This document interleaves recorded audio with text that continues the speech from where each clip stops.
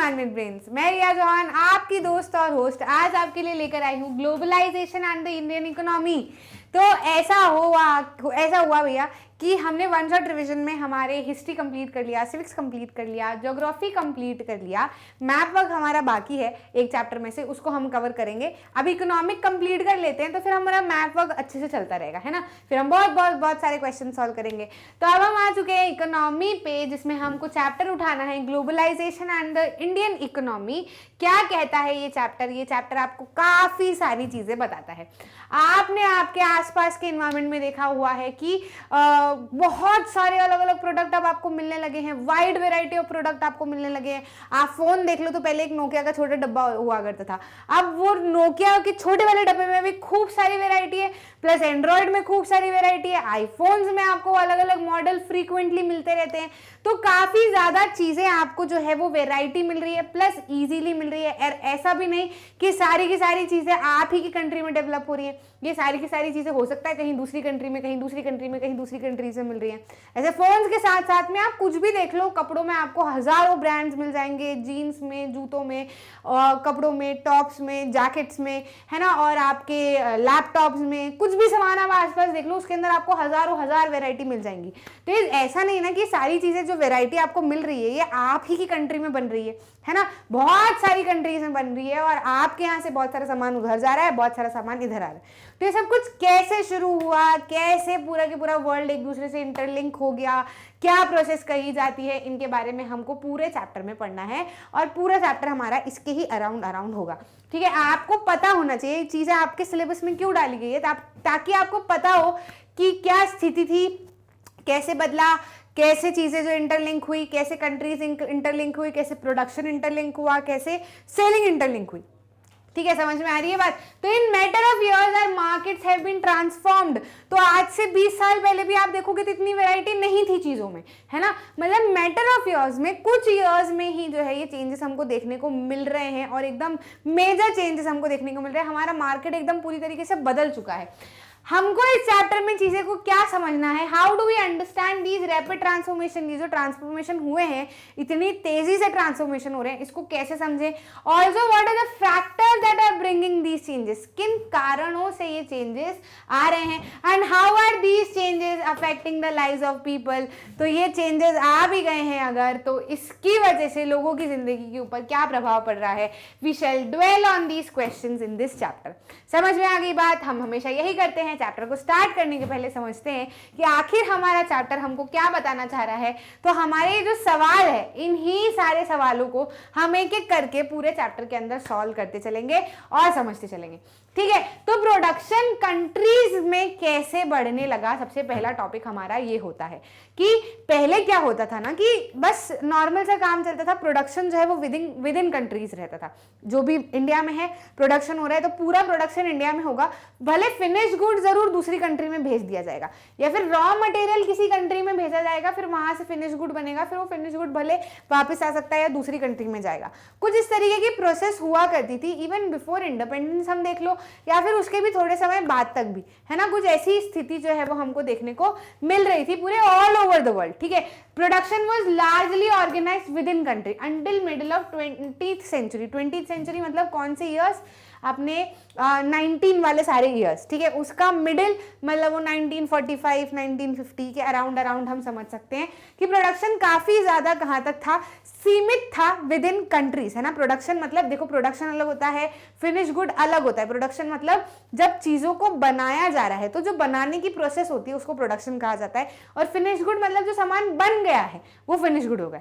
समझ में आई बात। तो जो प्रोडक्शन है, चीजों को बनाने की जो प्रोसेस है, ये विद इन कंट्रीज जो है वो चल रही थी इस दौर में। What crossed the boundaries of these countries were raw material, food stuff and finish product. अगर जाता भी था एक देश से दूसरे देश में कोई से सामान, तो वो क्या जाता था, रॉ मटेरियल जाता था, खाने पीने का सामान जाता था, या फिर जो बना बनाया सामान है वो जाता था। या तो शुरुआत वाला सामान यानी कि रॉ मटेरियल, या फिर बना बनाया सामान जो है वो भेजा जाता था दूसरी कंट्री में, या फिर दूसरी कंट्री से लिया जाता था। Colony such as India exported raw material and food stuff and imported finish good. हमारे देश की अगर हम बात करें तो हम क्या करते थे, हम हमारे से रॉ मटेरियल भेजते थे, याद है कि नहीं याद है, याद है कि नहीं याद है, मना ही मत करना कि नहीं याद है। Nationalism in India, making of global world, अभी पिछले वाले चैप्टर में जिसके अंदर हमने बात की थी इंडस्ट्रीज, मैन्युफैक्चरिंग इंडस्ट्रीज, सबके अंदर हमने यही पढ़ा कि इंडिया क्या भेजती थी। मेरे को बताओ आप कमेंट्स में, इतने चैप्टर में बता दिया, अब आप बताओ कि इंडिया से रॉ मटेरियल के नाम पर क्या जाता था दूसरे देशों में, है ना, फूड स्टफ जाता था, और हम उधर से क्या हम इम्पोर्ट करवाते थे, फिनिश गुड जो है वो इम्पोर्ट करवाते थे, जिसमें मैनचेस्टर का भी एग्जाम्पल आप ले सकते हो, मिल्क क्लॉथ हमारे यहाँ पे इंपोर्ट होने लगा था। Trade was main channel connecting distant countries, मतलब जो एक ये ट्रेड था, यही लेने देने का ये जो ट्रेड था, यही एक मेन चैनल था कि एक देश से दूसरा देश कहीं ना कहीं जुड़ाव महसूस करता था। तो सिर्फ और सिर्फ ट्रेड था, बाकी और कोई सा भी दूसरा कारण हमको नहीं देखने को मिलता था। ट्रेड की मदद से बहुत सारी कंट्रीज एक दूसरे से जुड़ी हुई थी। This was before large companies called multinational corporation emerged in the scene. तो अब क्या हुआ, ये तो पूरी स्थिति कब की हो गई, मिडिल ऑफ 19th सेंचुरी की।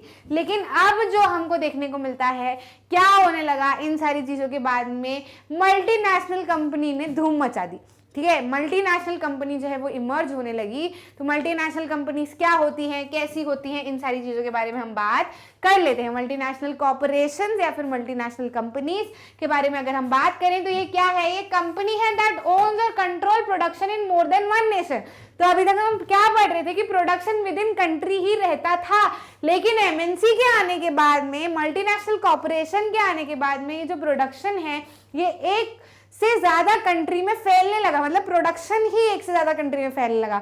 कहीं पर किसी कंट्री से रॉ मटेरियल भेजा जा रहा है, किसी दूसरी कंट्री में क्या हो रहा है, उसी को मैन्युफैक्चर किया जा रहा है, किसी तीसरी कंट्री में उन्हीं सामान को, उन्हीं कंपोनेंट को क्या किया जा रहा है, असेंबल किया जा रहा है, फिर उन्हीं को पैकेजिंग कहीं और दूसरी कंट्री में हो रही है ना, फिर वहां से कॉल सेंटर किसी और ही कंट्री में है। तो जो पूरा सेटअप है एमएनसीज का, वो बहुत सारी कंट्रीज के अंदर, जैसे हम यूजुअली जो पहले हमारी विद इन कंट्री होता था, तो एक घर से दूसरे घर या एक सिटी से दूसरी सिटी काम चल रहा था, अब वही काम एक कंट्री से दूसरी कंट्रीज में फैलने लगा है। MNC set up offices and factories for production in regions where they get cheap labour and other resources. तो ये जो एमएनसीज है, ये जो मल्टीनेशनल कंपनीज है, ये जो मल्टीनेशनल कॉर्पोरेशन है, ये जैसे ही सीन में आए या आने लगे, तो इन्होंने क्या सोचा, बेसिक इनका माइंडसेट क्या था कि जब वो विद इन कंट्री काम कर रहे हैं तो जो कंट्री का लेबर है वही है, अब वो महंगा हो सस्ता हो वही लेबर है, जो रॉ मटेरियल है वही है, महंगा हो सस्ता हो जो भी है, जो मार्केट है यही है, महंगा हो सस्ता हो, अच्छा प्राइस दे रहा है नहीं दे रहा है, जो है वो यही है। ठीक है, लेकिन जब से कंट्रीज में सेटअप होने लगी, ठीक है, तो उससे क्या होने लगा, कंपनीज ने सोचा कि अगर हम अपना प्रोडक्शन वगैरह सारा कुछ दूसरी कंट्री में सेटअप करते हैं, तो मान लो हमारी यहाँ का हमको लेबर नहीं जम रहा और किसी दूसरी कंट्री में लेबर अच्छा है और कम पैसे में मिल रहा है, तो क्यों ना हम वहां पे अपना प्रोडक्शन करवाएं, है ना। किसी तीसरी कंट्री के लोग बोलने में अच्छे हैं, कम्युनिकेशन अच्छा है, तो क्यों ना हम वहां पे अपना कॉल सेंटर डलवाए कंपनी का, है ना, और कम प्राइस में अगर हमको वहां से काम चल रहा है। तो समझ में आ रही कि नहीं बात। तो ऐसे करते करते जिससे इन सारी चीजों की जरूरत पड़ती गई, दिमाग लोग लगाते गए, तो एमएनसीज एक कंट्री से दूसरी कंट्री फैलती गई। मेन जो ऑफिसेज है वो कुछ इस तरीके से सेटअप किए जाते हैं जहाँ पर चीप लेबर मिल जाए, जहाँ मार्केट अच्छा मिल जाए, है ना, और कहा जाए तो जहाँ पर बहुत सारी चीज़ें हैं। एक एक करके हम क्या करेंगे, पूरे के पूरे चैप्टर में बात करेंगे, सारा कुछ शुरुआत में बता दूंगी तो आपको फिर मज़ा नहीं आएगा ना पूरे चैप्टर में। तो बहुत सारे रिसोर्सेज हैं जिनके ऊपर ध्यान दिया जाता है और उस तरीके से कंपनीज अपने ऑफिसेज अलग अलग कंट्रीज में सेटअप करती हैं।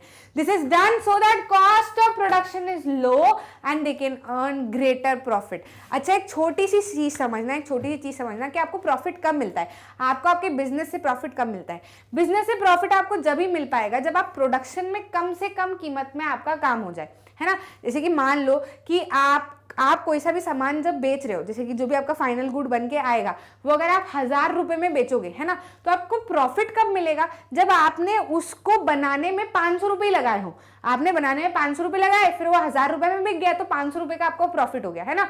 आप प्रोडक्शन में ही अगर आप 1200 रुपए लगा दे रहे हो, है ना, फिर उसको बेच जब दूसरी कंट्री में रहे हो या फिर कहीं भी मार्केट में बेच रहे हो, तो 1000 रुपए का ही सामान बिक रहा है, तो आपको प्रॉफिट होगा क्या, नहीं, और उल्टा 200 रुपए का नुकसान हो जाएगा।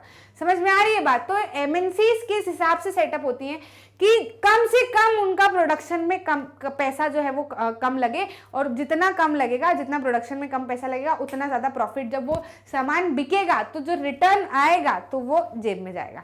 समझ में आ रही है बात, ठीक है। तो वो आपने देखा होगा कंपनी जब हायर करती हैं तो वो आपको इस तरीके से हायर करती है पैकेजेस वगैरह पे कि कम से कम में जो है आपका काम, आपको कहीं कभी कभार ऐसा लगने लगता है कि आप एक्सप्लॉइट ही हो रहे हो, आप अपना बेस्ट दे रहे हो लेकिन कंपनी आपको कम से कम पैसा दे रही है। तो वो उससे कंपनी को क्या फायदा होता है ना कि आपको जब वो कम पैसा देगी लेकिन फिर रिटर्न में जब आप ही से उसको ज्यादा पैसा बन रहा है मार्केट में तो वो सारा पैसा उनकी जेब में जाएगा। अगर आपको भी पूरा पैसे दे देगी तो फिर कंपनी के पास में क्या बचेगा।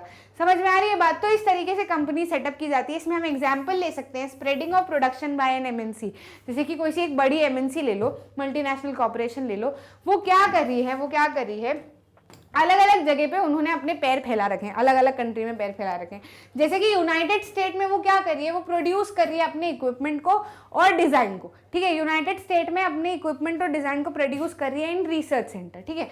फिर वो चाइना में क्या कर रही है, वो अपने कंपोनेंट्स को बनवा रही है, ठीक है। डिजाइन कर लिया, ठीक है, डिजाइन कर लिया यूएसए में डिजाइन कर लिया और इंडस्ट्रियल जो भी इक्विपमेंट्स हैं उनको प्रोड्यूस करवा लिया, ठीक है।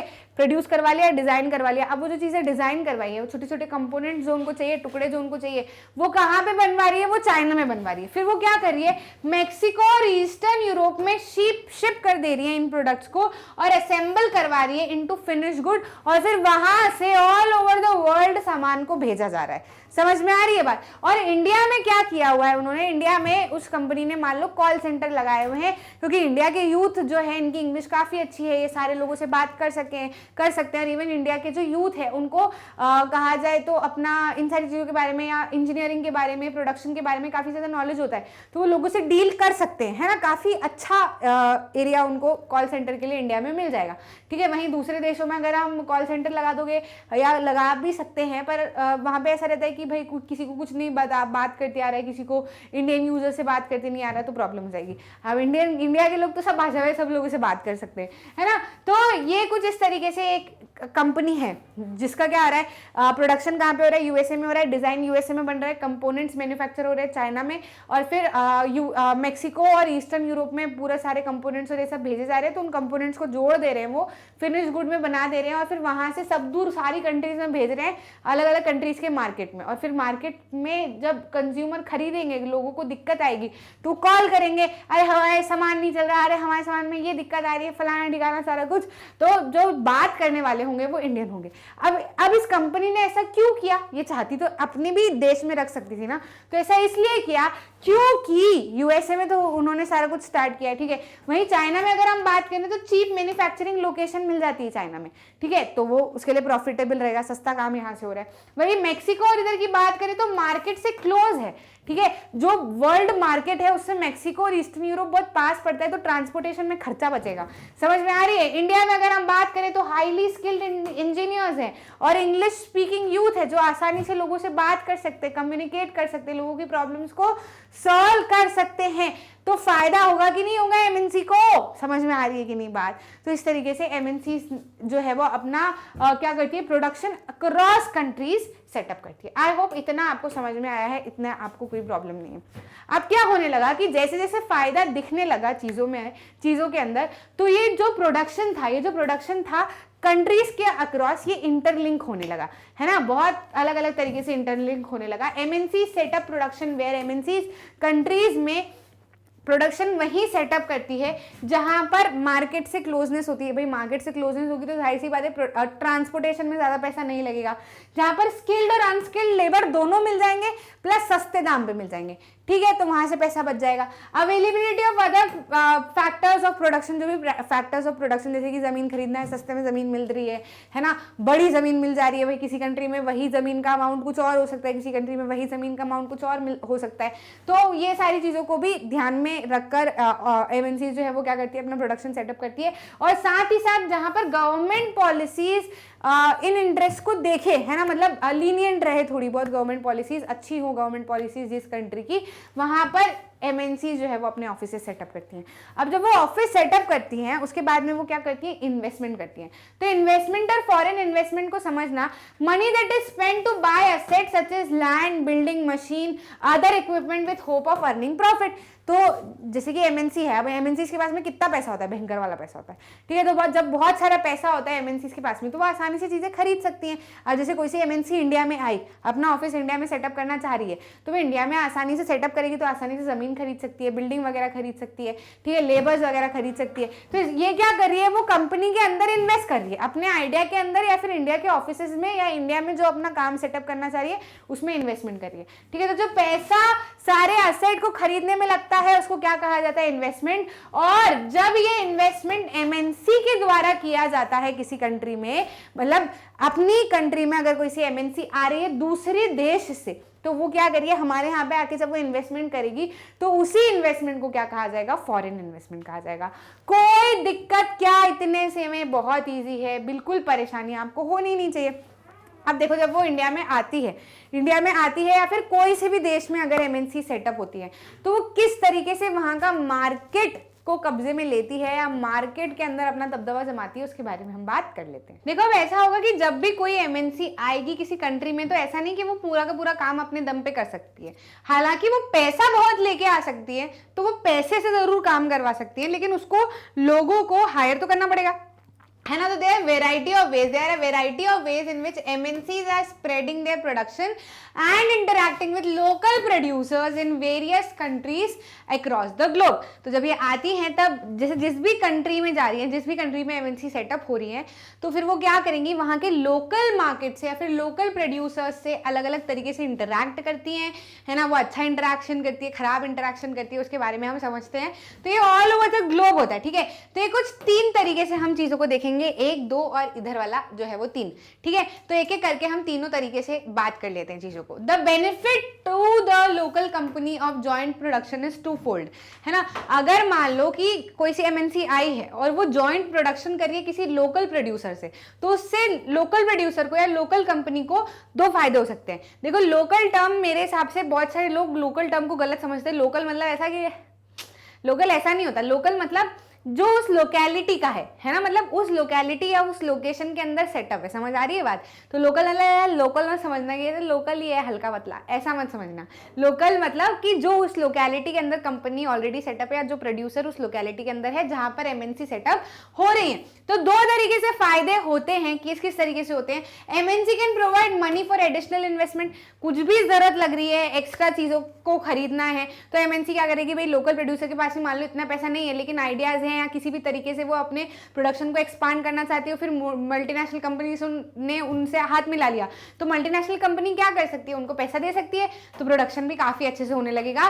साथ ही साथ MNC might bring with them the latest technology for production. अब एमएनसी ऐसा है कि ऐसा तो नहीं कि वो मल्टीनेशनल कंपनी तो सिर्फ वो आप ही के देश में आई है, आप ही के एरिया में आई है, वो ऑलरेडी बहुत सारी जगह पे सेटअप होते हैं, उनके पैर फैलाए होते हैं बहुत सारी अलग अलग जगह पे, तो they know what's going on in the world, है ना। अलग अलग टेक्नोलॉजी जो दूसरे वर्ल्ड के कॉर्नर्स पे हो रही हैं, बन रही हैं, चल रही हैं, उससे काफी ज्यादा चीजें जो है वो एमएनसी क्या कर सकती है, नई नई टेक्नोलॉजी लेके आ सकती हैं, अपने साथ में आइडिया दे सकती हैं कि इस काम को ऐसे भी किया जा सकता है, ऐसे भी कर सकते हैं। तो इससे लोकल प्रोड्यूसर्स को काफी ज्यादा फायदा होगा, नई चीजें सीखने को मिलेंगी।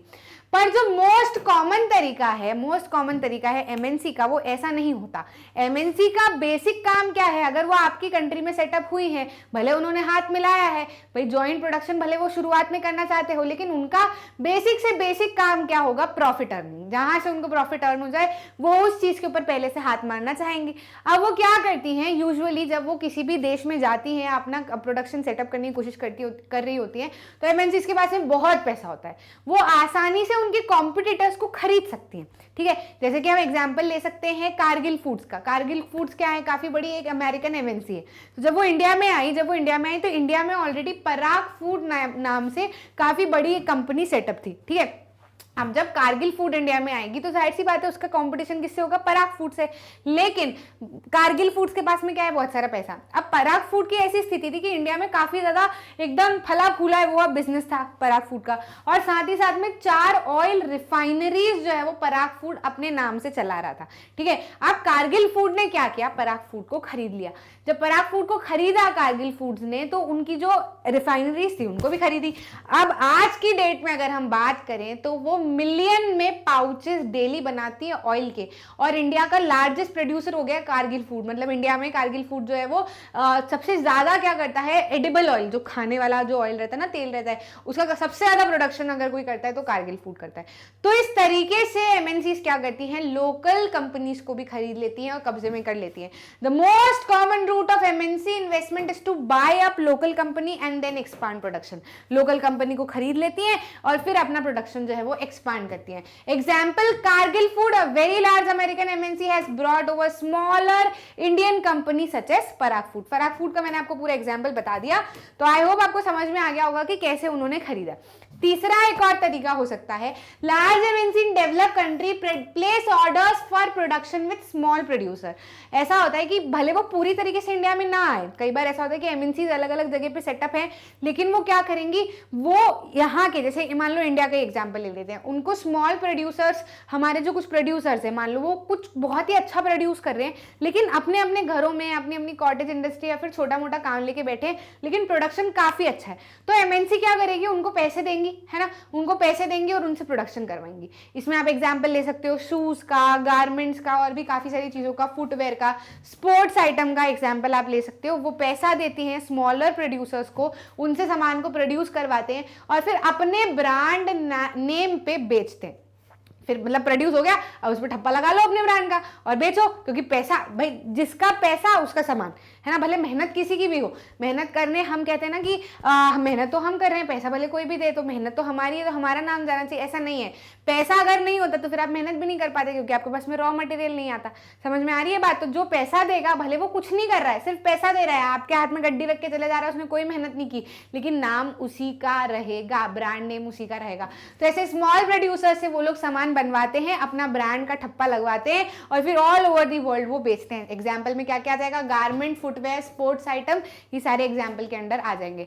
Supply to the MNC, sell these under their own brand names and these have tremendous power to determine price, quality, delivery, labour condition for these distant producers. इनके पास में बहुत पावर होती है, बड़े बड़े लोग होते हैं। स्मॉल प्रोड्यूसर 10 बार सोचता है 4 बात कहने में या बताने में, तो वो जितनी कीमत में खरीदना चाहे उतनी कीमत में वो खरीद सकते हैं, क्वालिटी जैसी देना चाहे वैसी क्वालिटी वो दे सकते हैं, और साथ ही साथ जो भी कंडीशन रहेगी उन सारी चीजों को डिटरमाइन वो एमएनसी ही करती हैं। In case of small producers, MNCs are exerting a strong influence on production of these distant location. As a result, production in these widely dispersed location is getting interlinked. तो अब आपको I hope आपको ये topic clear हो गया कि कैसे production जो है वो कंट्रीज में इंटरलिंक है, एक दूसरे से जुड़ा हुआ है। तो अगर interlink of production across countries अगर आपको आ जाता है तो कैसे इंटरलिंक है, एक दूसरे से जुड़ा है, तो आपको ये सारी की सारी डिटेल्स उसके अंदर डालनी है और अच्छे से बताना है।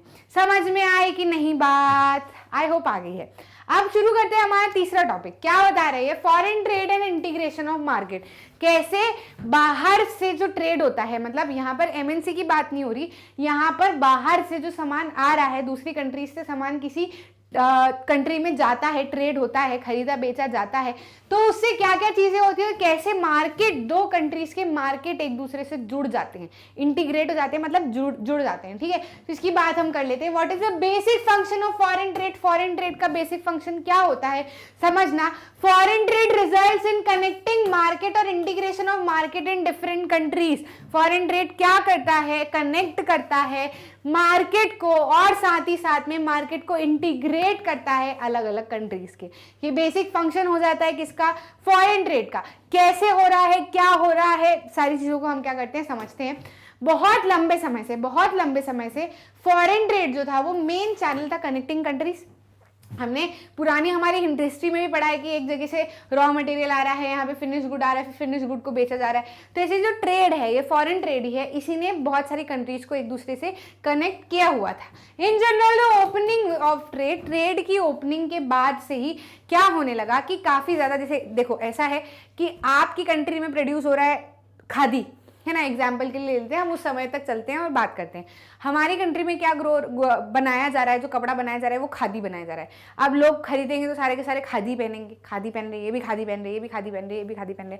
खरीदना यही है क्योंकि और कोई दूसरा ऑप्शन है नहीं, है ना। मैं देखो आपको इस टर्म्स में बता रही हूँ कि क्या यहाँ पे ये मत कहना खादी को मैम खराब बोल रही, खराब मैं किसी चीज को नहीं कह रही, एक ऑप्शन के तौर पे बता रही हूँ कि खादी है तो फिर खादी ही पहनना है। अब मान लो किसी का इच्छा हो रही है कि कुछ और पहनने का मन है, बोर हो गए पहन पहन के, है ना, तो उसको ऑप्शन नहीं मिलेंगे। वहीं फॉरेन ट्रेड अगर होता है, फॉरेन ट्रेड होता है यानी कि दूसरे देश से अगर सामान आता है या फिर हमारा सामान दूसरे देश में बेचा जाता है, तो मान लो वहां पे कोई सिल्क का कपड़ा पहनते हो या मान लो वहां पर कॉटन, हमारे यहाँ पे रॉ मटेरियल तो है कॉटन बहुत सारा, वीविंग से भी सारा कुछ काम चल रहा था, लेकिन वो महंगा चल रहा था, है ना, तो महंगा हमारा सामान बन रहा था, खादी वगैरह जो बन रही थी वो महंगी बन रही थी। अब क्योंकि वो हाथ से बना रहे थे, अब वही चीज जब वो वहां पे पहुंची, दूसरे देश में पहुंची, वहां से अगर वो मिल का क्लोथ, कॉटन का ही बना हुआ लेकिन मिल का क्लोथ बना हुआ जब हमारे यहाँ पर भेजेंगे, तो हमारे लोगों को क्या होगा, वेराइटी मिलेगी, है ना, प्लस सस्ता सामान मिलेगा। समझ में आ रही है कि नहीं बात, तो हमको चॉइस मिलेगी मार्केट में। तो इस तरीके से आप समझ सकते हो कि कैसे आपको वैरायटी ऑफ प्रोडक्ट मिल जाते हैं जब एक देश से दूसरे देश में सामान आने जाने लगता है। साथ ही साथ में आपको चॉइस ऐसे मिलती है कि सस्ता है तो ये लूं, ये महंगा है तो ये ले लूं, क्या पता अच्छी क्वालिटी का हो, है ना, तो काफी सारी चॉइसेस रहती है। अब आपके ऊपर है कि आपको सामान कौन सा खरीदना है। तो अगर आपका फॉरेन ट्रेड नहीं हो रहा है आपकी कंट्री में तो सारी चीजें एकदम लिमिटेड रहेंगी। वही फॉरेन ट्रेड हो रहा है तो आपको बहुत सारी चीजें जो है वो उसमें आपको वेराइटी देखने को मिलेगी, जैसे goods travel from one market to another, choice of goods in market increases, rise of price of similar good in two market tend to become equal. मतलब यही वाला सामान अगर यहाँ पर इतने का बिक रहा है तो फिर वो वहां पर भी वही वाला सामान इतने का ही बिकेगा। Producers in the two countries now closely compete against each other even though they are separated by 1000 miles। अब कोई सा सामान है ना, अब जैसे ब्रिटेन से मान लो हमारे में मैनचेस्टर के मिल्क क्लोथ आता था, है ना, अब जब वो मिल्क क्लोथ नहीं आता था तो यहाँ के वीवर्स का वहाँ के लोगों से क्या कंपटीशन, जब मिल्क क्लोथ नहीं आता था। लेकिन अब जब मिल्क क्लोथ आने लगा तो यहाँ के लोग भी सोचने लगे अरे इससे हमारा कंपटीशन है, लोग ये खरीदेंगे तो चलो अपने इसमें कुछ चेंज लेके आते हैं, या तो क्वालिटी बढ़ाते हैं या फिर सामान सस्ता करते हैं तो लोग हमारा सामान प्रेफर करें, है ना। और वहाँ पे भी लोग सोचेंगे कि अरे यहाँ से अगर खादी चले गया वहाँ पे तो फिर वो लोग भी कुछ कुछ कॉम्पिटिशन की भावना एक रहेगी ना, ताकि हमारा सामान बिके, हमारा सामान बिके, दूसरा जो सामान आ रहा है उसको लोग नहीं प्रेफर करें। तो इसे कंपटीशन की भावना जागेगी, उसकी वजह से काफी सारे चेंजेस आएंगे प्रोडक्ट्स के अंदर में भी, भले वो ब्रिटेन में है और हम इंडिया में है, भले 1000 माइल्स का अंतर है, लेकिन कंपटीशन इस तरीके से ग्रो होते हुए भी दिखता है। The effect of foreign trade through the example of Chinese toys in Indian market. देखो फॉरेन ट्रेड का हम इसी चीज का एक छोटा सा एग्जाम्पल लेते हैं, ये तो मैंने अभी आपको ब्रिटेन वगैरह से समझाया, लेकिन एक चाइनीज टॉयज का बेसिक सा एग्जाम्पल लेते हैं, इससे आपको पूरी चीज क्लियर हो जाएगी अच्छे से। चाइना में बनते टॉयज, ठीक है, अब उन्होंने देखा कि इंडिया में जो टॉयज बन रहे हैं वो काफी महंगे बिक रहे हैं, है ना, तो उन्होंने क्या सोचा कि इंडिया में अपन टॉयज जो है इसका बिजनेस कर सकते हैं और एक्सपोर्ट कर सकते हैं इंडिया में टॉयज को, ठीक है, आसानी से। पर ऐसा वो टॉय का बिजनेस हमारा इंडिया में तब चलेगा जब इंडिया की जो टॉय की प्राइस है उससे हमारे टॉय की प्राइस जो है वो ज्यादा हो या फिर हमारे टॉय की प्राइस जो है वो कम हो, तभी लोग जो है वो प्रेफर करेंगे ना सस्ता सामान खरीदने में।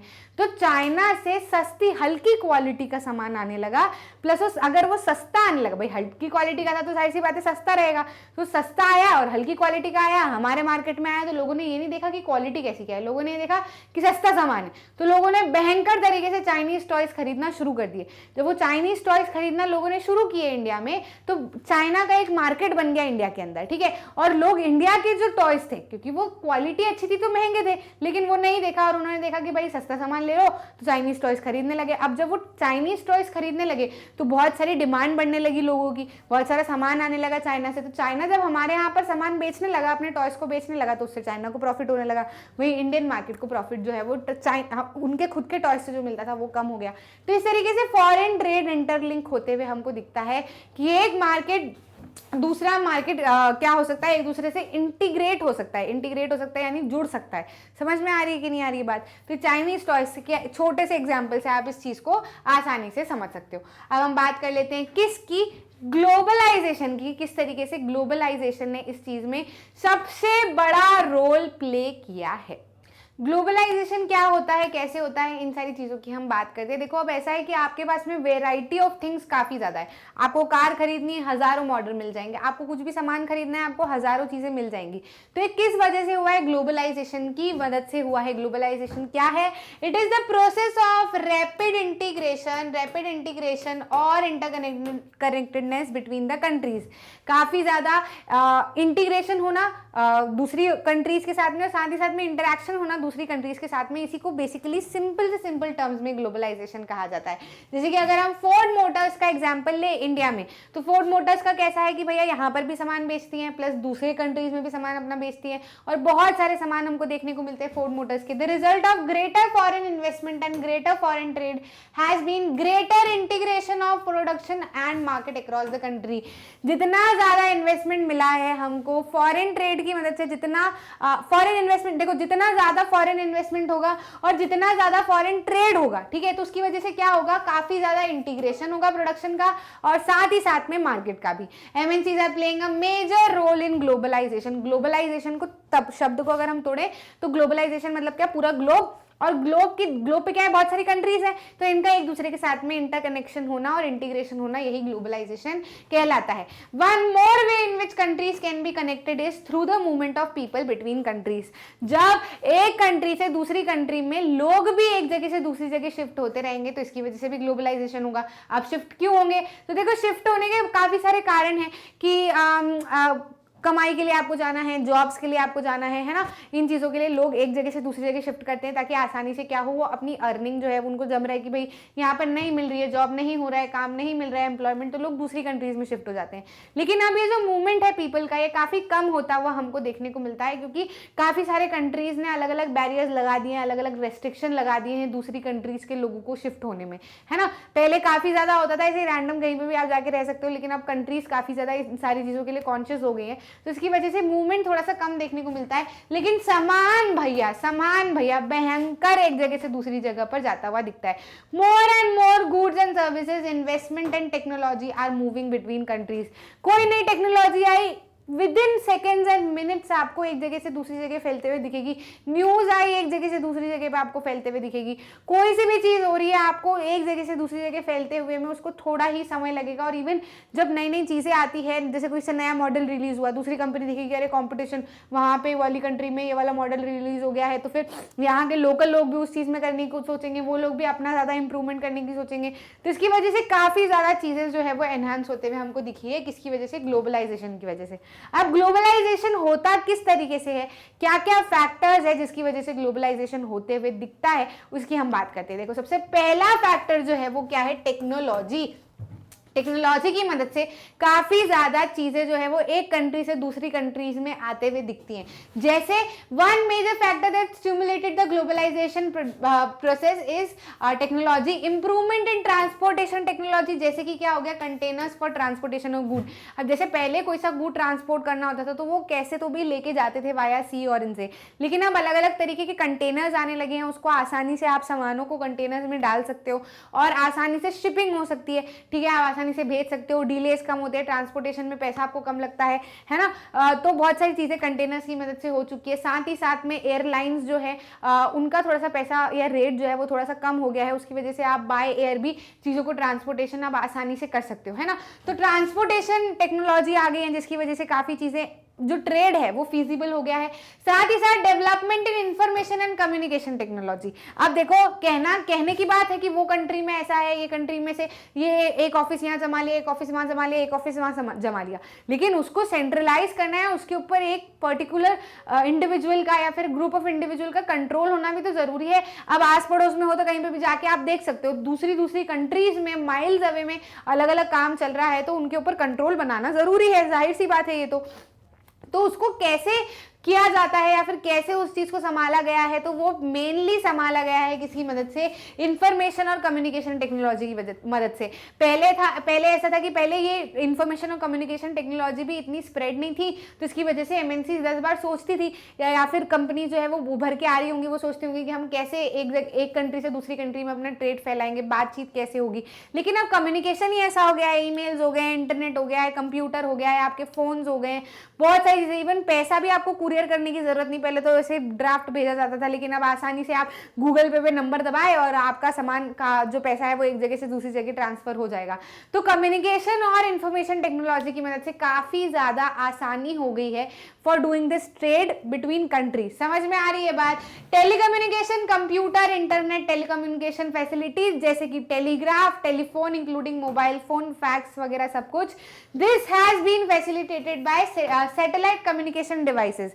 ये क्यों आसानी से हो पाता है? तो ये टेक्नोलॉजी है सैटेलाइट कम्युनिकेशन डिवाइसेस, उनकी वजह से अच्छे से फिजिबली आप कम्युनिकेट कर पाते हो between the different parts of the world. Computers have now entered almost every field of activity. आप छोटा से छोटा काम ले लो, बिना कंप्यूटर के आपके चलना ही नहीं है, आपको कंप्यूटर की जरूरत पड़ेगी ही पड़ेगी, ठीक है? तो अब कंप्यूटर हर फील्ड ऑफ काम में, हर फील्ड ऑफ एक्टिविटी में आपको कंप्यूटर जरूरी हो गया है। Internet also allow us to send instant electronic mails या फिर वॉइस कॉल्स या फिर इवन पैसा ऑल्सो एट नेग्लिजिबल कॉस्ट। आपको ईमेल भेजने में कोई ज्यादा पैसा लग रहा है, ज्यादा समय लग रहा है, आपको वॉइस कॉल भेजना है, आपको ज्यादा पैसा लग रहा है, ज्यादा समय लग रहा है, कुछ नहीं। पहले तो ऐसा होता था कि आपको एक सिटी से दूसरी सिटी में भेजना, दूतों को भेजना पड़ता था, चिट्ठियां भेजनी पड़ती थी, उनके जवाब भी आ रहे हैं 1-1 महीने बाद, है ना? तो ऐसी चीजें होती थी। लेकिन अब ऐसा है, भेजा टिक, वहां पहुंच गया, वहां से भेजा टिक, यहाँ with in minutes, with in seconds आप कम्युनिकेट आसानी से कर पा रहे हो। तो इन सारी चीजों की मदद से काफी फास्ट हो गई हैं चीजें, और फास्ट हो गई हैं तो अच्छी हो गई हैं, फिजिबल हो गई हैं, लोग परेशान नहीं हो रहे, फ्रस्ट्रेट नहीं हो रहे। समझ आई बात? और क्या क्या है भैया? एक इंपॉर्टेंट फैक्टर है जिसकी वजह से ट्रेड जो है वो काफी, या फिर ग्लोबलाइजेशन जो है वो अफेक्ट हुआ है, या फिर ग्लोबलाइजेशन इनेबल हो पाया है, जिसमें हम नाम ले सकते हैं किसका? लिबरलाइजेशन का। Liberalisation of foreign trade and foreign investment policy. क्या होता है लिबरलाइजेशन फॉरेन ट्रेड पे या फॉरेन इन्वेस्टमेंट पॉलिसीज क्या होती है समझना। आप साधारण सा एग्जांपल लो चाइनीज टॉयज का। चाइनीज टॉयज इंडिया में आए थे, चाइनीज टॉयज जब इंडिया में आए तो चाइनीज टॉयज एकदम बिकना शुरू हुए, है ना? जिसकी वजह से जो इंडियन टॉयज थे, जो हमारे यहाँ पे इंडिया में बेचे जा रहे थे, इंडिया में बनाए जा रहे थे और इंडिया में ही बेचे जा रहे थे, उनको काफी कॉम्पिटिशन फेस करना पड़ा, ठीक है? अब वो सस्ते में यहाँ पे बेच रहे थे, जब वो बेच रहे थे तो हमारा जो लोग थे, हमारे जो कंज्यूमर थे, वो चाइनीज टॉयज प्रेफर करने लगे और हमारे इंडियन टॉयज प्रेफर नहीं करने लगे, तो हमारा टॉयज का मार्केट जो है वो थोड़ा सा कम हो गया, तो उसकी वजह से प्रॉब्लम हुई। अब वहीं अगर ऐसा होता कि चाइनीज टॉयज का इंडिया में आने के लिए टैक्स अगर बढ़ा दिया जाता, कि चाइनीज टॉयज अगर इंडिया में आएंगे तो उसके ऊपर टैक्स उनको ज्यादा देना पड़ेगा, तो चाइनीज भेजेंगे क्या? चाइना के लोग नहीं भेजेंगे, उनको पैसा देना पड़ेगा ज्यादा, है ना? तो उनको जितने में वो बिक रहा है वैसे ही सस्ता दे रहे हैं, ऊपर से टैक्स इतना भरते तो फिर दिक्कत हो जाती। तो अगर इस तरीके का एक ट्रेड बैरियर लगा दिया जाता, रिस्ट्रिक्शन लगा दिए जाते, तो आसानी से हमारा जो इंडियन मार्केट है टॉयज का, वो चाइनीज मार्केट में कन्वर्ट नहीं होता ना। समझ में आ रही है कि नहीं आ रही है बात? तो यही क्या कहा जाता है? यही ट्रेड बैरियर कहा जाता है।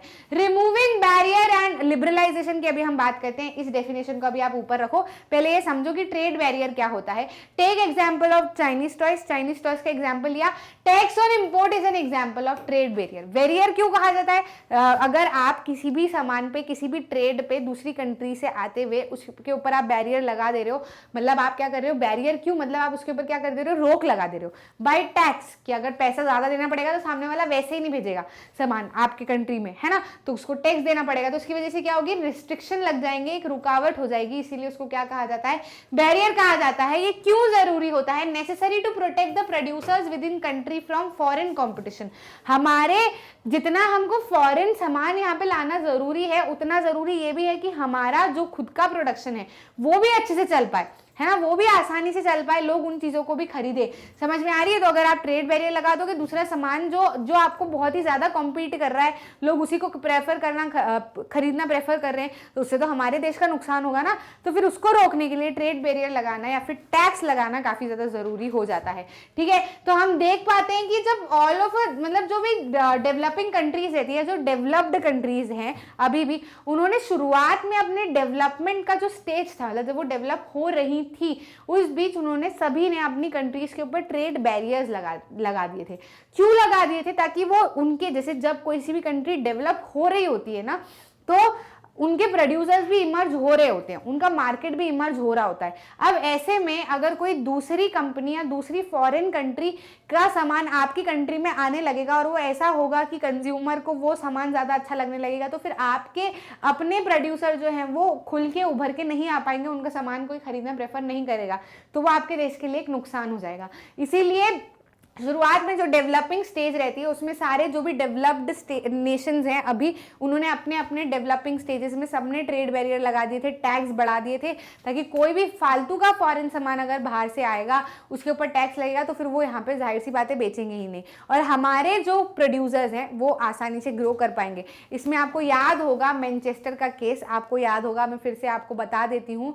मैनचेस्टर में क्या हुआ था, जब इंडस्ट्रीज आने लगी थी तो पहले हमारे यहाँ से सामान भेजा जाता था ब्रिटेन में, लेकिन उन्होंने क्या सोचा कि हमारी इंडस्ट्रीज का तो सामान है ही, अब हम ग्रो करने लगे और अगर इंडिया से भी सामान यहाँ पे आने लगेगा तो लोग इंडिया का सामान प्रेफर करेंगे खरीदना और हमारा सामान कोई खरीदेगा नहीं। तो उन्होंने क्या लगा दिया था, बैरियर लगा दिए थे, टैक्स बैरियर लगा दिए थे, टैक्स बढ़ा दिए थे ताकि इंडिया का सामान हमारे यहाँ पे आए ही ना और आसानी से वो अपना सामान अच्छे से बेच सके अपनी कंट्री में, उनकी इंडस्ट्रीज फ्लरिश हो सके। समझ में आ रही है बात? ठीक है, तो शुरुआत में ये टैक्स बैरियर लगाया जाता है, लेकिन ये टैक्स बैरियर एक टाइम के बाद में हटा देना चाहिए।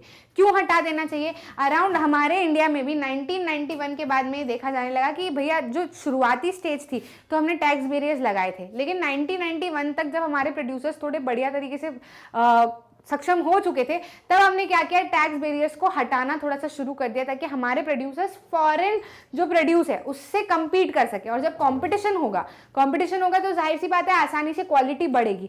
अगर कंपटीशन नहीं होगा, फॉरेन प्रोड्यूस हमारे यहाँ के प्रोड्यूसर भी सोचेंगे कि भाई लेना तो यही है, लोगों को यही चीज़ खरीदनी है तो हल्की क्वालिटी का भी देंगे, ऑप्शन तो यही है। लेकिन वहीं जब दूसरा सामान भी आने लगेगा एट ए टाइम के बाद में, अच्छे से फ्लरिश हो जाए उसके बाद में जब सामान आने लगेगा तो फिर उनको ये डर रहेगा कि अरे यार ये सामान खरीद लेंगे, लोग ये वाला सामान खरीद लेंगे, हमारा सामान नहीं बिकेगा, तो सोचेंगे कि और अच्छी क्वालिटी बढ़ाएं और फिर अपना जब क्वालिटी बढ़ेगी और क्वांटिटी भी बढ़ेगी तो अब हम अपना सामान भी दूसरी कंट्री में बेच पाएंगे ना। तो एक समय के बाद में ट्रेड बैरियर हटाना जरूरी होता है और इन ट्रेड बैरियर को हटाने की प्रोसेस को ही क्या कहा जाता है, liberalisation. Liberalisation is removing barrier और restriction set by government, this is what is known as liberalisation. जो गवर्नमेंट ने रेस्ट्रिक्शन लगा रखे थे उसको हटाना ही लिबरलाइजेशन कहा जाता है। With liberalization of trade, businesses are allowed to make decision freely about what they want to import and export. जब लिबरलाइजेशन हो जाता है कंट्री में तो आसानी से, मतलब एक बार सेटअप हो गए अच्छे से, इनिशियल लेवल पे मत लिबरलाइज करो, अच्छे से सेटअप हो गए उसके बाद में लिबरलाइज करो ताकि प्रोड्यूसर्स भी अपने हिसाब से जो भी उनको इंपोर्ट करवाना है, एक्सपोर्ट करना है, ये सारी चीजें अच्छे से कर सके और अच्छे से डिसाइड कर सके और बढ़िया से उनका काम आसानी से चल पाए। समझ में आ रही है बात? इसी चीज को करने के लिए एक वर्ल्ड ट्रेड ऑर्गेनाइजेशन बनाया गया था बाय डेवलप्ड कंट्रीज। क्यों बनाया गया था? ताकि देखो ये वर्ल्ड ट्रेड ऑर्गेनाइजेशन का क्या मानना है, या फिर बहुत सारे ऐसे ऑर्गेनाइजेशन है जिनका मानना है कि किसी भी कंट्री के ऊपर ट्रेड बैरियर होना ही नहीं चाहिए, ट्रेड बैरियर होना ही नहीं चाहिए। अगर ट्रेड बैरियर रहेगा या फिर टैक्स ज़्यादा बढ़ा दिए जाएंगे तो उसकी वजह से जो अपने प्रोड्यूसर्स हैं वो भी कंपटीशन नहीं फेस करेंगे, उनको बाहर के मार्केट के बारे में पता नहीं चलेगा और साथ ही साथ उनके यहाँ पे वैरायटी भी नहीं आ पाएगी चीज़ों की। इसलिए लिबरलाइज ही करो सारी चीज़ों को, सारे ट्रेड को लिबरलाइज ही रहने दो। ठीक है, तो ये इसी एम के साथ में वर्ल्ड ट्रेड ऑर्गेनाइजेशन भी बिठाया गया था। क्या एम था? टू लिबरलाइज इंटरनेशनल ट्रेड, कि सारी कंट्रीज में जो ट्रेड है वो आसानी से हो सके, कहीं पर भी टैक्स बैरियर्स ना लगे ताकि कोई भी कंट्री अपना सामान एक दूसरे से दूसरी जगह पे क्या कर सके, बेच सके और खरीद सके। स्टार्टेड, किसने स्टार्ट किया था? Bye developed countries. रोल क्या है? इंटरनेशनल ट्रेड रूल्स, भाई वो उन्होंने इंटरनेशनल जो ट्रेड होता है उसके लिए अलग अलग रूल्स बना रखे हैं और वो ये देखते हैं कि ये रूल्स कंट्रीज फॉलो कर रही है या नहीं कर रही है। मेंबर कौन है? 160 नेशंस अराउंड इस चीज के मेंबर है, वर्ल्ड ट्रेड ऑर्गेनाइजेशन के मेंबर है। लेकिन रियलिटी में ये देखा गया है कि जो डेवलप्ड कंट्रीज है, देखो ये इनिशिएटिव किसका है? डेवलप्ड कंट्रीज का। जब इनिशिएटिव डेवलप्ड कंट्रीज का है तो डेवलप्ड कंट्रीज अपनी चलाने की कोशिश करेंगी। तो ऐसा देखा गया कि जो डेवलप्ड कंट्रीज है वहां के लोग क्या करते हैं, वहां पे उन्होंने धीरे धीरे करके क्या है, ट्रेड बैरियर लगा रखा है। ट्रेड बैरियर लगा रखा है ताकि क्या हो कि उनका प्रोडक्शन जो है वो विद इन कंट्री बचा रहे और उनको ज्यादा कंपटीशन फेस करने की जरूरत ना पड़े लोगों से, ठीक है। तो ये तो गलत है। डेवलपिंग कंट्रीज को जरूर ये वर्ल्ड ट्रेड ऑर्गेनाइजेशन फोर्स कर रही है कि भैया तुम ट्रेड बैरियर हटाओ, ट्रेड बैरियर हटाओ, लेकिन ट्रेड बैरियर अगर हटाओ तो फिर सारी कंट्री हटाओ ना, ऐसा क्यों पार्शलाइज क्यों होना, है ना। तो रियलिटी में क्या देखने को मिल रहा है, developed countries have retained trade barriers, also forced the developing countries to remove them, है ना। अब डेवलपिंग कंट्रीज का दबदबा नहीं होता ना, डेवलपिंग कंट्रीज तो भी ग्रो ही हो रही है, बेचारी बच्चियां हैं वो डेवलप्ड कंट्रीज के आगे। तो ये world trade organisation developing countries को तो फोर्स करते हैं कि ट्रेड बैरियर हटाओ, लेकिन डेवलप्ड कंट्रीज ने ट्रेड बैरियर रिटेन कर रखे हैं ताकि उनका प्रोडक्शन जो है वो विद इन कंट्री आसानी से चलता रहे, उनको ज्यादा कंपटीशन फेस ना करना पड़े। तो ये गलत है। इसी की वजह से डिबेट होने लगा है on trade in agriculture product, जैसे कि यूएस के हिसाब से आप एग्जाम्पल ले सकते हो, इंडिया के हिसाब से एग्जाम्पल ले सकते हो। तो ये आपकी किताब में एक छोटा सा बॉक्स दे रखा है, उसको आप एक बार ही देख सकते हो, तो आसानी से आपको चीजें और अच्छे से समझ में आ जाएंगी। समझ में आई। अब इम्पैक्ट ऑफ ग्लोबलाइजेशन ही हम देखते हैं इंडिया में किस तरीके से हुआ है लोगों के ऊपर। देखो, कंज्यूमर्स के ऊपर अलग इम्पैक्ट हुआ है, प्रोड्यूसर्स और वर्कर्स के ऊपर अलग इम्पैक्ट हुआ है। कंज्यूमर की अगर हम बात करें तो बहुत सारी चॉइस मिल गई। कंज्यूमर मतलब कौन, जो खरीद रहा है, गुड्स को खरीद रहा है, गुड्स को कंज्यूम कर रहा है, ठीक है। तो बहुत सारी चॉइस मिल गई, अलग अलग तरीके के सामान मिल गए, वो आराम से चूज कर सकते हैं कि ये खरीदना है, ये खरीदना है, ये खरीदना है, क्या खरीदना है उनके ऊपर हो गया, ठीक है। ग्लोबलाइजेशन की वजह से बहुत सारे सामान की वेरायटी उनको मिल गई है। They have enjoyed improved quality. भाई जब दूसरे देशों से या फिर हमारा सामान दूसरे देशों में जाएगा, दूसरे देशों से आएगा, तो आपके पास में क्या होगा, चॉइस रहेगी कि आप अच्छी से अच्छी क्वालिटी का सामान आप आसानी से खरीद सकते हो। Lower prices for several product. जब दूसरी कंट्री कोई सा भी सामान दूसरी कंट्री में भेजने की कोशिश करती है तो वो सोचती है कि कम से कम कीमत हम इसकी रखें ताकि ज्यादा से ज्यादा लोग खरीदें, है ना। Higher standard of living which was not possible earlier, ठीक है, as it was possible earlier. मतलब पहले क्या था कि वही गिनी चुनी चीजें थी, पैसा भी कम था, सब कुछ कम था, तो उसकी वजह से जैसा चल रहा था वैसा चल रहा था। लेकिन अब बहुत चीजें होंगी, सस्ते दाम में मिलने लगी, तो लोगों के जो स्टैंडर्ड ऑफ लिविंग है वो भी बढ़ गए हैं। वहीं प्रोड्यूसर और वर्कर की बात करें यदि हम, तो एमएनसीज का इन्वेस्टमेंट काफी ज्यादा बढ़ गया है, साथ ही साथ में जॉब्स क्रिएट होने लगी है, रॉ मटेरियल सप्लाई जो है वो बढ़ने लगा है फ्रॉम लोकल कंपनी। जैसे एमएनसीज अगर इन्वेस्टमेंट ज्यादा बढ़ाती है तो लोकल कंपनी आसानी से रॉ मटेरियल ज्यादा से ज्यादा सेल कर सकती हैं, तो उससे फायदा होगा। जॉब्स क्रिएट होने लगी है तो उससे लोगों को फायदा होगा। साथ ही साथ top Indian companies have been benefited from this competition. जो बड़ी बड़ी हमारी इंडियन कंपनी थी उनको कंपटीशन से भी काफी ज्यादा फायदा हुआ है, क्वालिटी बढ़ने लगी है चीजों की और वो नई नई टेक्नोलॉजी और चीजें सीखने लगे हैं। Invested in newer technology and production method and raised their production standard. हमारे यहाँ की कंपनी ने भी अपने प्रोडक्शन स्टैंडर्ड्स को बढ़ा दिया है। Successful collaboration with foreign companies. जब फॉरेन कंपनीज से कोलैबोरेशन भी अच्छे हो गए तो बहुत सारी नई नई चीजें सीखने मिली। Even the best part is large Indian companies have also emerged as multinational themselves. मतलब हमारे यहाँ की कंपनीज भी मल्टीनेशनल कंपनीज की तरह इमर्ज होने लगी हैं। मतलब हमारे यहाँ का सामान जो प्रोडक्शन है वो भी एक नहीं, दो नहीं, तीन नहीं, काफी सारी कंट्रीज में सेटअप होने लगा है। एग्जाम्पल के लिए आप ले सकते हो टाटा मोटर्स जो कि ऑटोमोबाइल का है, इन्फोसिस आईटी है, रेनबैक्सी मेडिसिन में, एशियन पेंट्स जो पेंट्स है, ये सुंदरम फास्टनर जो है वो नट्स और बोल्ट्स का काम करते हैं। तो इन्होंने इंडिया के साथ साथ में अपना प्रोडक्शन बहुत सारी कंट्रीज में भी बढ़ा लिया है। तीसरा पॉइंट अगर हम देखें तो it has created new opportunity for companies providing services particularly involving IT में जो सर्विसेज है वो भी काफी ज्यादा क्या हो गई, बढ़ गई है। उसमें काफी ज्यादा अपॉर्चुनिटीज जो है वो कंपनीज को मिलने लगी है, ठीक है। तो ये सारी चीजें तो हम इंडिया के इसमें हैं और चीजों को समझ सकते हैं, इसके अंदर ज्यादा आपको लोड लेने की जरूरत नहीं। बहुत हल्का फुल्का सा चैप्टर है, आप पढ़ोगे बस वो बड़े बड़े जो बॉक्स दे रखे ना, तो आपको क्या कर रखा है, हेडिंग दे रखी है, उसके अंदर चीजों को समझाया हुआ है, फिर उन चीजों को समझाने के लिए एग्जाम्पल्स लिए हुए हैं, है ना। चीजों को समझाने के लिए एग्जाम्पल लिए हुए हैं कि एग्जाम्पल ले लोगे, रियल लाइफ एग्जाम्पल ले लोगे तो आसानी से समझ में आ जाएगा। अब जैसे ही कि ग्लोबलाइजेशन का इंडिया के ऊपर क्या असर हुआ है, इस चीज के बारे में अगर हमको बात करनी है तो एक छोटा सा एग्जांपल आपको दिया हुआ है कि वर्कर और प्रोड्यूसर का, जिसके अंदर रवि की बात की है और सुशीला की बात की है ना। सुशीला वर्कर है और रवि प्रोड्यूसर है, ठीक है। तो ऐसा बताया गया है कि ग्लोबलाइजेशन का कंज्यूमर के ऊपर काफी अच्छा इंपैक्ट हुआ है। बहुत सारे जो बड़े बड़े प्रोड्यूसर्स हैं, जैसे बहुत सारी हमारी कंट्री में जो हमारी कंपनीज थी वो मल्टीनेशनल कंपनी की तरह इमर्ज होने लगी है, तो इससे इन लोगों को तो काफी फायदा है। लेकिन जो छोटे मोटे लोग हैं उनको काफी नुकसान भी है इन कॉम्पिटिशन के कारण। जैसे आपको स्टोरी दे रखी है रवि की, who is a small producer, तो उसको कॉम्पिटिशन के कारण काफी ज्यादा दिक्कतें हुई। क्या हुआ कि उसने पहली बात तो गवर्नमेंट से लोन वगैरह लेके उसने जैसे तैसे करके अपना कैपेसिटर का बिजनेस शुरू किया। अब कैपेसिटर का बिजनेस शुरू किया तो उसका बिजनेस काफी अच्छा चलने लगा। लेकिन जब एमएनसीज आई तो उसकी वजह से कंपटीशन के कारण क्या हुआ कि बहुत सारी एमएनसीज ने ऐसा कर दिया कि जो खुद लोकल प्रोड्यूसर्स है उनको क्या करना पड़ेगा, जो एमएनसीज का सामान है उसको एक्यूमुलेट करने में जो है वो मदद करनी पड़ेगी। तो यहाँ पर क्या हुआ कि रवि का जो काम था वो काफी हद तक ठप पड़ गया और बहुत सारे प्रोड्यूसर्स थे उनका काम जो है वो ठप पड़ गया। जहां पर रवि ग्रो कर रहा था और करीब 20 वर्कर उसने अपने अंडर हायर कर रखे थे, वहीं वो वर्कर काफी कम हो गए।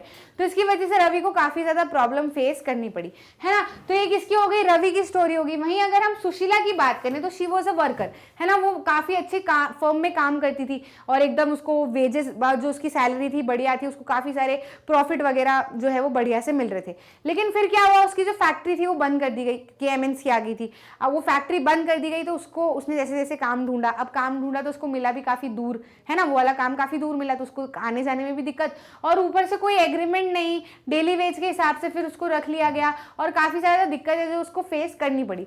तो इन दोनों स्टोरीज से हम क्या सीख सकते हैं कि वर्कर और प्रोड्यूसर्स जो छोटे छोटे हैं उनको काफी दिक्कतें आती हैं बाय दीज कॉम्पिटिशंस, है ना, और काफी ज्यादा प्रॉब्लम्स उनको झेलनी पड़ती है सारी चीजों के कारण। इवन जो मतलब ऐसे अगर कंपनी सेटअप हो रही है तो वो ऑर्गेनाइज सेक्टर में जानी चाहिए, लेकिन वो अपना प्रॉफिट बचाने के लिए जो काम शुरू करते हैं वो इस तरीके से शुरू करते हैं कि वो अनऑर्गेनाइज्ड ही लगने लगता है। मतलब डेली वेज के हिसाब से बंदे को रख लिया, कभी भी उसको हटा लिया। वहीं अगर वो ऑर्गेनाइज्ड रखेंगे तो उनको ध्यान देना पड़ेगा, सारी उनको फैसिलिटीज देनी पड़ेगी, जिसके अंदर से उनको दिक्कत हो जाएगी ना, उनका प्रॉफिट ज्यादा नहीं निकल पाएगा।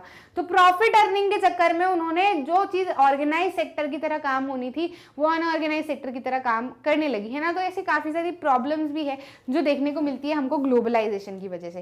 समझ में आई कि नहीं आई बात। तो ये जो हमारा स्ट्रगल है, ये स्ट्रगल है फेयर ग्लोबलाइजेशन, मतलब ग्लोबलाइजेशन तो हो लेकिन फेयर तरीके से हो। जैसे कि ट्रेड बैरियर हटाने के लिए बोल रहा है वर्ल्ड ट्रेड ऑर्गेनाइजेशन, लेकिन डेवलप्ड कंट्रीज ने क्या कर रखे हैं, बहुत सारे अपने ट्रेड बैरियर लगा ही रखे हैं और डेवलपिंग कंट्रीज को फोर्स कर रहे हो कि ट्रेड बैरियर हटाओ, ये तो गलत है। वहीं कुछ कंपटीशन के कारण लोगों को प्रॉब्लम आ रही है, प्लस जो चीज ऑर्गेनाइज सेक्टर की तरह काम करनी थी वो अनऑर्गेनाइज में कन्वर्ट होने लगा।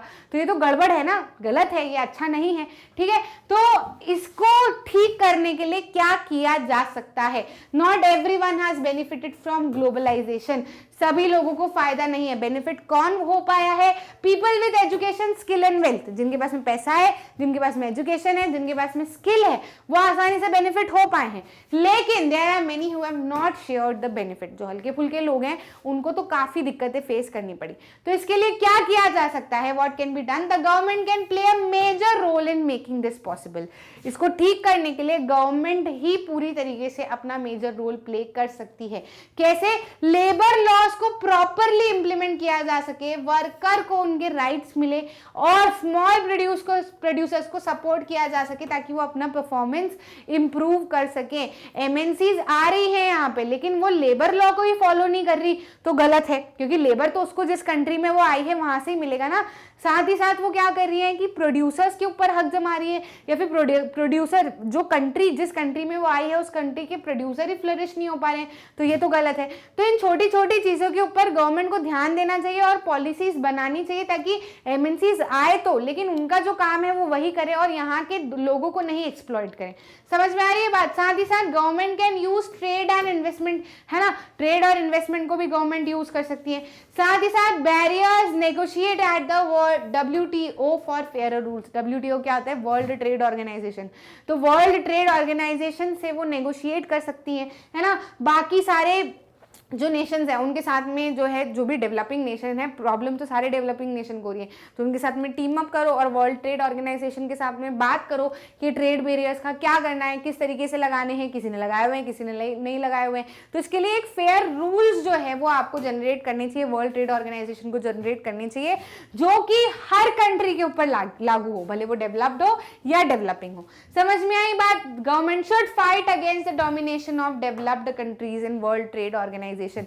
भाई जब वर्ल्ड ट्रेड ऑर्गेनाइजेशन बना रखा है, नाम क्या है वर्ल्ड, मतलब डेवलपिंग हो या डेवलप्ड हो, कोई सा भी नेशन हो, सबके हिसाब से काम चलना चाहिए ना। तो सिर्फ डेवलप्ड कंट्रीज के हिसाब से क्यों काम चल रहा है, ये तो गलत है। भले इनिशिएटिव डेवलप्ड कंट्रीज का है, लेकिन ग्रो तो उभर तो डेवलपिंग कंट्रीज भी रही है ना। और अगर इन्हीं का दबदबा बनता रहेगा तो डेवलपिंग कंट्रीज तो हमेशा डेवलपिंग ही रह जाएगी, कभी डेवलप्ड बन ही नहीं पाएगी, है ना। तो इसके लिए भी फाइट करना चाहिए इन WTO, वर्ल्ड ट्रेड ऑर्गेनाइजेशन, ताकि चीजें क्या हो जाए, आसान हो जाए और बढ़िया से काम चल पाए। इतना आपको समझ में आया कि नहीं?